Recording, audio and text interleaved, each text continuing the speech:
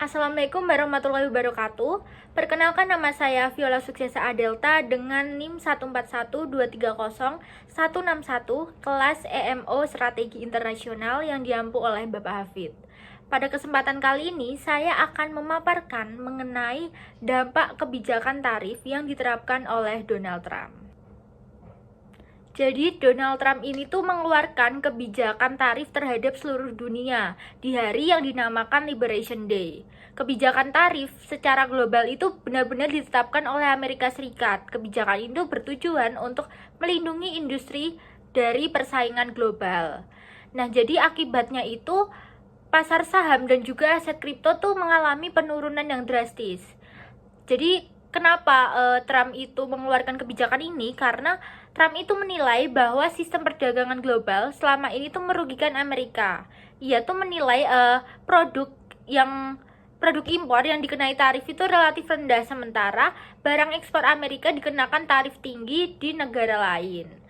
Kebijakan ini tuh biasanya disebut dengan proteksionisme, yang mana merupakan kebijakan ekonomi yang diadopsi oleh suatu negara guna melindungi industri domestiknya dari persaingan asing. Nah, seperti yang kita tahu ya, baru-baru ini tuh Amerika mengenakan tarif sebesar 125% pada Cina, yang kemudian dibalas oleh Cina dengan tarif sebesar 84%.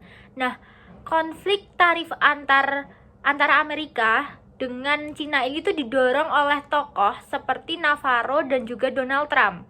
Navarro dikenal sebagai sosok yang paling ekstrim dalam sikap anti-Cina. Nah, kemudian apa sih alasan Donald Trump mengeluarkan kebijakan ini? Yang pertama, Donald Trump itu menganggap ketimpangan ini tuh tidak adil dan merasa kebijakannya itu perlu untuk menciptakan hubungan perdagangan yang lebih seimbang. Amerika ini kan menyumbang sekitar 27 triliun dari total PDB global yang mencapai sekitar 100 triliun atau sekitar 25% dari keseluruhan PDB dunia. Artinya, banyak negara yang sangat bergantung dengan permintaan dari konsumen Amerika, terutama negara-negara dengan ekonomi berbasis ekspor. Kemudian yang kedua, posisi kuat Amerika Serikat dalam ekonomi global. Nah, jadi posisi ini tuh menjadikan Amerika semacam pelanggan utama dalam sistem perdagangan global. Kemudian yang ketiga itu, Amerika Serikat dinilai unggul karena memiliki sektor industri yang kuat.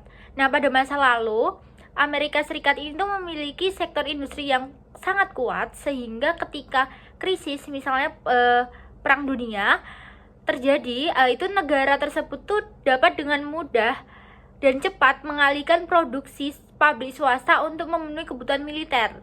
Contohnya, pabrik mobil yang dapat dipindahkan untuk memproduksi alat perang dan perangkat elektronik militer. Kemudian yang keempat, beban hutang yang terlalu banyak. Jadi di sini tuh kondisi ini tuh membuat negara tersebut beberapa kali dikabarkan terancam bangkrut. Salah satu cara yang ditempuh pemerintah untuk mengatasi beban utang ini adalah dengan meningkatkan pendapatan negara melalui kenaikan pajak. Dampak kebijakan Donald Trump terhadap perusahaan Indonesia itu yang pertama, meningkatnya biaya ekspor akibat tarif tambahan yang diterapkan. Kenaikan tarif ini tuh membuat harga produk Indonesia tuh jauh lebih mahal di pasar Amerika Serikat, sehingga daya saing produk ini tuh menjadi berkurang. Konsumen Amerika Serikat ini tuh sangat sensitif terhadap harga, jadi mereka itu pasti akan cenderung beralih ke produk lokal atau ke negara yang memiliki fasilitas produksi di dalam negeri dan tidak terpengaruh oleh tarif tersebut. Akibatnya, perusahaan Indonesia akan menghadapi penurunan penjualan yang tajam dan margin keuntungan yang menurun drastis.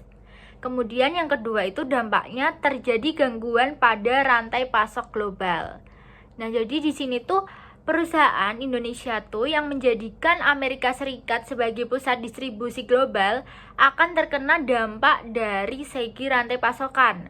Kebijakan tarif ini tuh akan menciptakan ketidakstabilan, mengganggu kontrak jangka panjang, dan memicu relokasi rantai pasokan ke negara lain yang dianggap lebih aman dan stabil. Gangguan ini dapat memperlambat pengiriman barang, meningkatkan biaya logistik, dan menghambat efisiensi produksi secara keseluruhan. Kemudian yang ketiga ada menciptakan ketidakstabilan pasar modal dan mata uang kripto. Jadi menciptakan ketidakstabilan pasar modal dan mata uang kripto yang akan berdampak langsung pada arus modal di negara berkembang seperti Indonesia ini. Jadi investor ini tuh cenderung menarik dana mereka dari pasar yang dianggap berisiko tinggi, termasuk Indonesia, dan mengalihkan investasi tersebut tuh ke aset yang lebih aman. Kemudian penarikan modal dalam jumlah yang besar ini tuh berpotensi akan melemahkan nilai tukar rupiah terhadap dolar Amerika Serikat.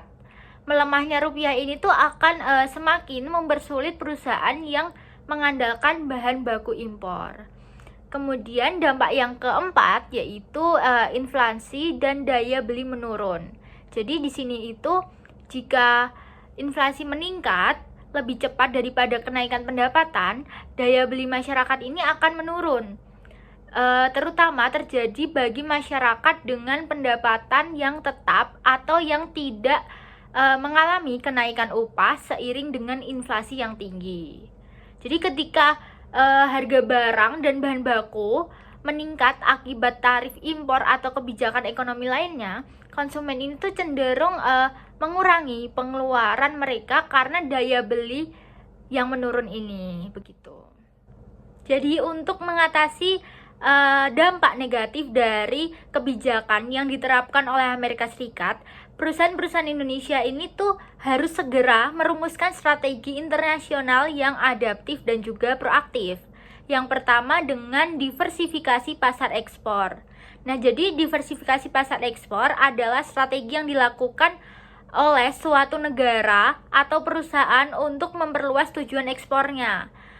Tujuannya itu untuk mengurangi ketergantungan perusahaan pada satu atau beberapa negara tujuan pasar tersebut. Jadi sehingga ketika terjadi krisis, hambatan dagang atau penurunan permintaan itu dampaknya tidak terlalu besar terhadap keseluruhan kinerja ekspor. Jadi perusahaan Indonesia itu sebaiknya memperkuat perdagangan dengan negara-negara lain agar tidak bergantung pada pasar Amerika saja. Kemudian yang kedua itu adalah membangun aliansi strategi global. Jadi perusahaan Indonesia ini tuh sebaiknya menjalin kemitraan dengan mitra dari negara-negara yang tidak terkena dampak tarif yang tinggi dari Amerika Serikat ini. Jadi melalui pendekatan ini tuh dapat berfungsi sebagai jembatan tarif, sehingga produk Indonesia tuh tetap dapat mencapai konsumen di Amerika Serikat tanpa terbebani biaya tambahan akibat tarif. Kemudian yang ketiga itu adalah melakukan perbaikan di berbagai sektor. Jadi di tengah tantangan yang dihadapi akibat krisis global seperti peningkatan tarif perdagangan ini, seharusnya tuh Indonesia itu tidak hanya melihat krisis sebagai sebuah hambatan, tapi juga bisa menjadikan momentum untuk memperbaiki diri. Jadi upaya menyeluruh untuk meningkatkan kinerja, kemudian efisiensi dan daya saing di berbagai bidang itu penting dalam suatu negara atau perusahaan. Jadi perbaikan itu bisa mencakup aspek ekonomi, sosial, infrastruktur, teknologi, pendidikan, hingga kebijakan publik. Perusahaan Indonesia ini juga perlu memaksimalkan dukungan dari pemerintah dan memanfaatkan berbagai skema perjanjian dagang. Jadi dengan menerapkan strategi-strategi ini secara konsisten dan terintegrasi, perusahaan-perusahaan Indonesia ini tuh dapat memperkuat ketahanan ekspor mereka serta membangun fondasi yang kokoh untuk pertumbuhan bisnis global yang lebih berkelanjutan. Mungkin itu saja yang dapat saya sampaikan. Kurang dan lebihnya mohon maaf. Wassalamualaikum warahmatullahi wabarakatuh.